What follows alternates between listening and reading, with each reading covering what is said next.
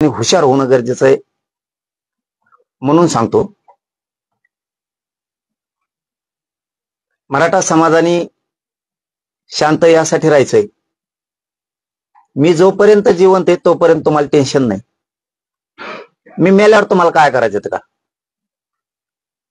पण मी हाय तोपर्यंत तुम्ही सगळ्यांनी शांत राहायचंय. आपण हे सिद्ध करून दिले. करण्याच्या अगोदरच आपण सगळे त्यांचे डाव उघडे पाडलेले. माझ्या समाजासाठी मी लढायला खंबीर आहे.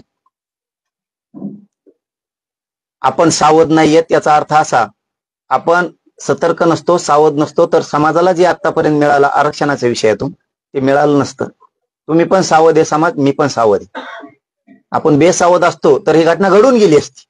हे मराठा समाजाने समजून घ्या. म्हणून तुम्हाला म्हणतोय तुम्ही शांत राहा. तुम्हाला एक शब्द देतोय आज मराठा समाजाला, हे नायनाट होणार सगळा, त्याचं काय दुमत नाही. हे कोणी पण असो, फक्त एक शब्द देतो, तुम्ही फक्त शांत राहा. त्या निमित्ताने एक शब्द देतो तुम्हाला, तुम्ही हसला पाहिजेत असं काम करून दाखवा. सगळा महाराष्ट्र म्हणत आता सुखाचे दिवस आले हो. जिल्हा म्हणत, गाव म्हणत आता सुखी हो.